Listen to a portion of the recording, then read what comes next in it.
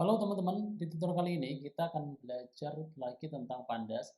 Kita akan menggunakan fungsi group by pada Pandas untuk mengolah JSON data. Pastikan teman-teman telah mengikuti tutorial lain ya di YouTube channel dari Halovina Tutorial. Playlistnya adalah Data Analytics. Di sini saya telah mengupload beberapa video tutorial yang bisa teman-teman ikuti. Oke, kita kembali ke tag editor.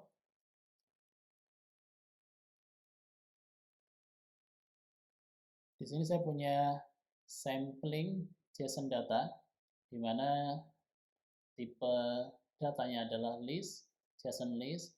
Sini punya beberapa objek key, diantaranya xtime, path_url, method, request time, dan juga punya nested array.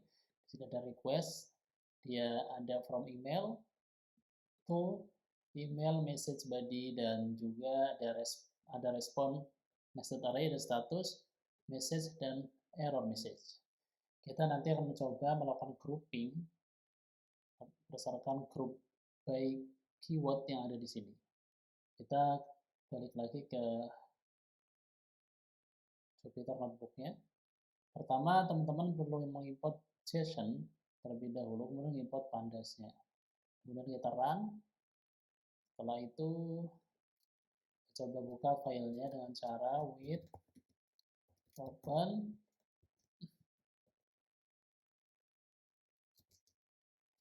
pandas nested JSON, nama filenya as file. Saya namakan di sini JSON data. JSON data sama dengan JSON.float file. Kita coba run, sukses. Kemudian kita coba print menggunakan data frame, jadi bisa langsung. Misalnya saya coba df sama dengan pd dot data frame JSON data. Kita print, lalu kita display df. Oke, kalau kita lihat di sini terdapat kolom xtime, path_url, method, request time, request, dan respon. Oke, misal saya ingin menampilkan sekarang kolom xtime dan path_url. Saya coba tampilkan kolom xtime dan path_url.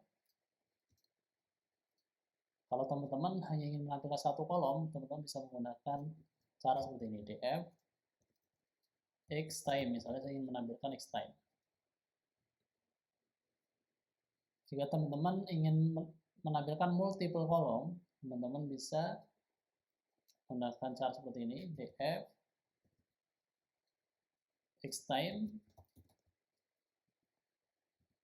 misalnya, dan path_url. Kita coba run. Kemudian misalnya teman-teman ingin menampilkan request.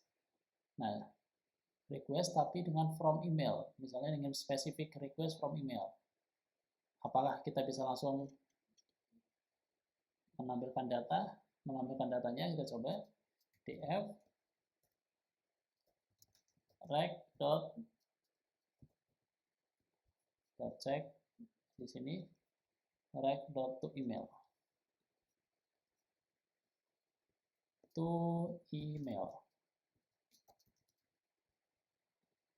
Error. Kenapa error? Karena kalau kita lihat di sini, ketika dijadikan sebagai data frame itu hanya ada kolom, berapa kolom nih kalau kita lihat. Ini hanya punya kolom 1, 2, 3, 4, 5. Kolomnya hanya xtime, path_url, method, sedangkan kolom from email itu belum ada. Jadi kita harus melakukan JSON normalis dengan cara ini. Kita hapus dulu, bisa dengan cara seperti ini.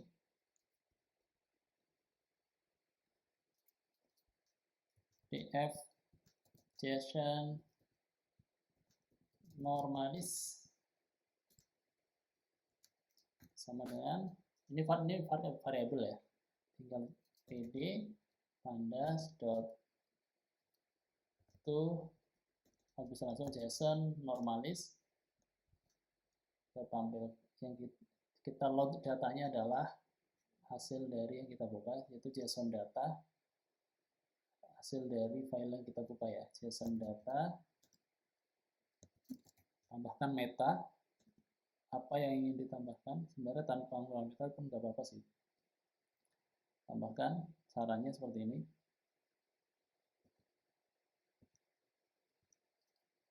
rect,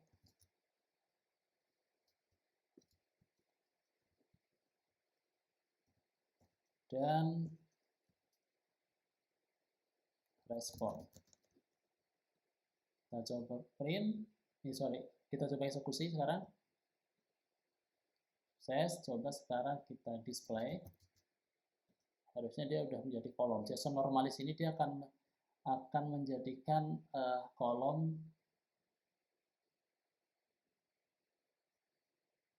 pada JSON nested array. Kita coba display df JSON normalis.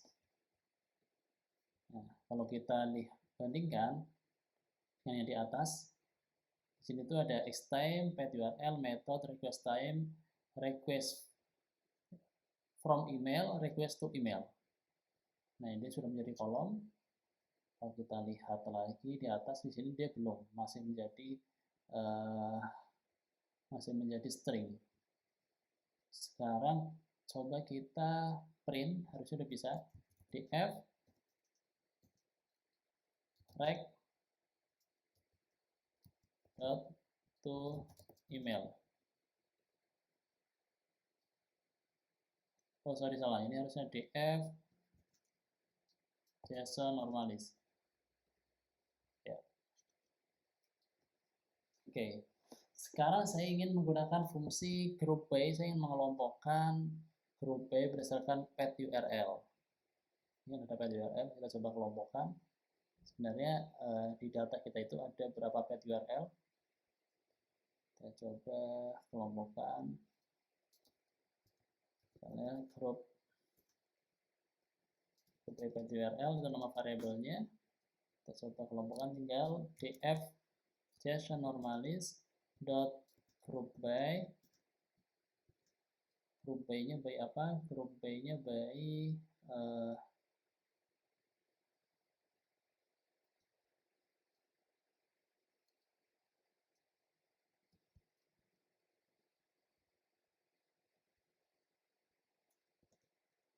group by apa? By misalnya, oh ya, by path URL, by path URL. Path URL dot size. Coba cek.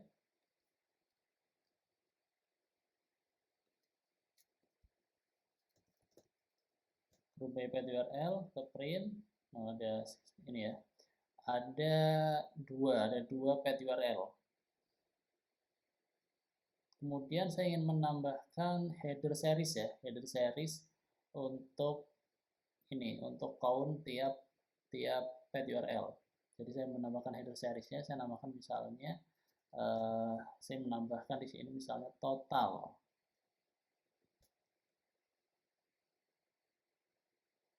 Atau tinggal to frame, tambahkan metode to frame, misalnya total. Kita execute lagi, total.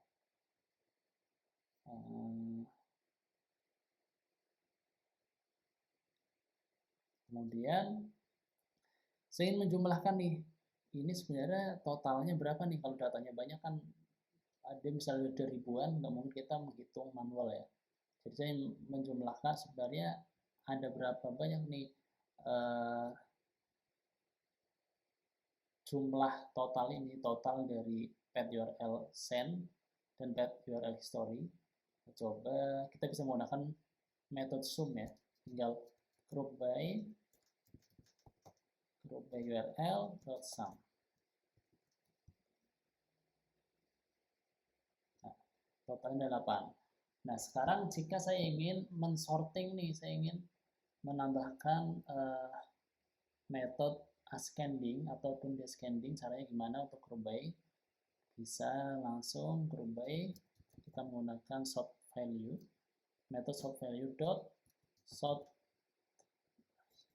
bisa sort index, tapi kalau mau spesifik menggunakan sort value by misalnya by total. Ini nama kolomnya ya, by total, tinggal ascending. Kalau false berarti dia akan descending. Kita cek. Oh ya, ini salah, yang kurang.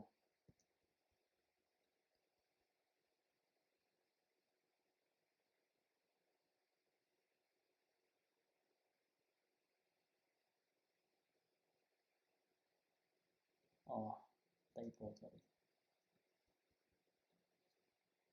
Nah, kalau misalnya kita ganti jadi true, maka dia akan ascending.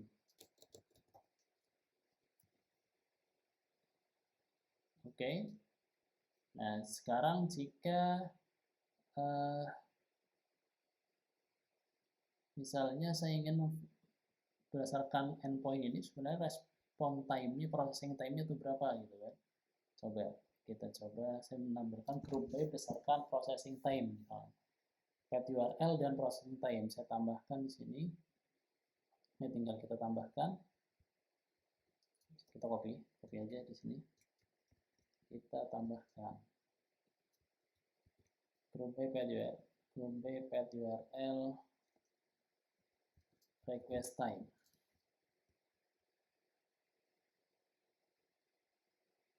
Kita cek ya, request time. Kita tambahkan sini. Kalau mau lebih dari satu, berarti harus bentuknya jangan tuple, bentuknya seperti ini ya, harus list.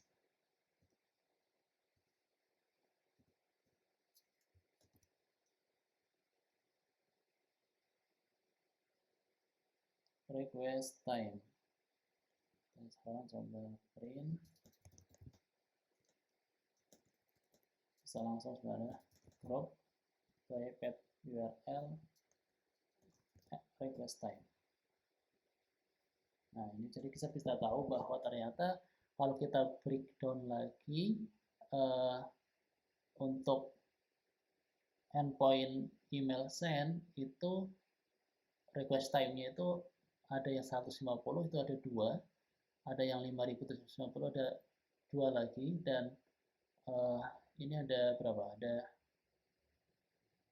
yang history itu ada 1500, ada ini 1500 milisecond, ada juga yang 5500 milisecond. Nah, sekarang saya ingin hanya menampilkan data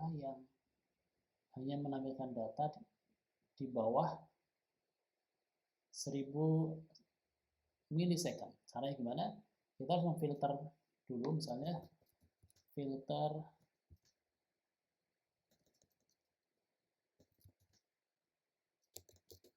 data by time, by request time. Ini tinggal df.json normalis. Kita misalnya tinggal df.json normalis.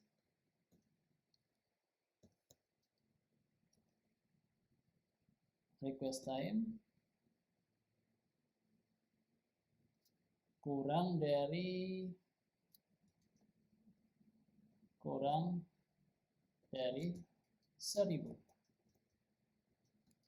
Coba execute. Kita cek. Oh, string harus. Oh, ini bentuknya string. Kita cek. Nested ini tipenya apa? Wah, ini string. Request time itu string. Sorry, bukan nested. Apa? Objek request time ini string. Berarti kita harus mengubahnya dulu menjadi integer. Kita ubah dulu dengan cara df JSON normalis request time sama dengan df JSON normalis. Request time ini kita ubah menjadi integer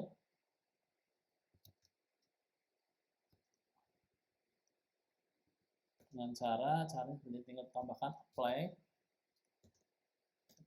integer, execute, terus kita execute lagi, sukses. Sekarang kita print filter data by request time. Harusnya yang muncul hanya ini ya, hanya data dengan request time kurang dari 1000, kurang dari sama dengan 1000.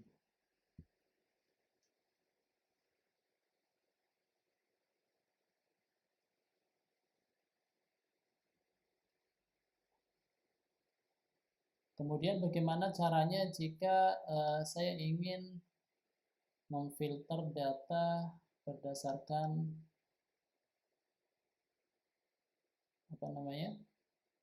hanya dengan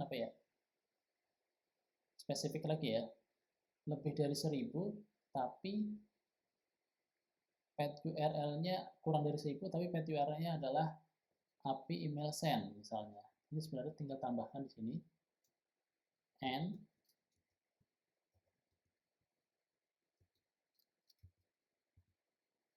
df JSON normalis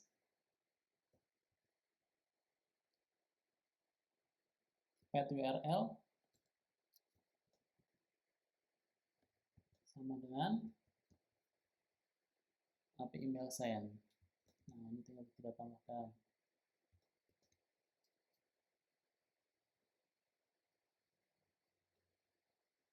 Kemudian saya ingin menyimpan semua data ini ke CSV. Caranya gampang, tinggal kita ekspor di f JSON normalis wrt dot to CSV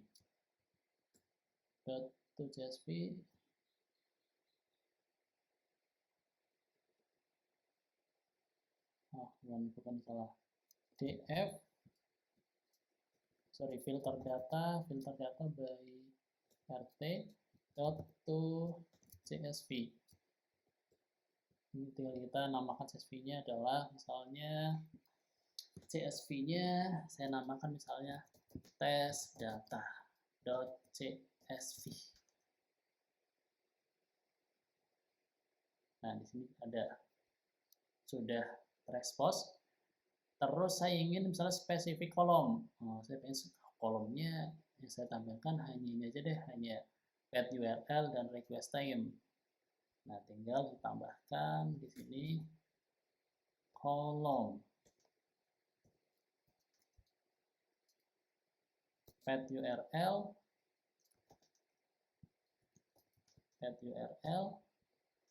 dan misalnya request time, execute, kita cek, ya harusnya di sini cuman path URL dan request time. Oke, demikian teman-teman. Saya pada tutorial kali ini saya sudah selesai. Jadi series tentang Pandas Group by menggunakan JSON data sudah selesai tutorial ini. Nanti di tutorial selanjutnya kita akan mengeksplor hal yang lain lagi. Selamat mencoba.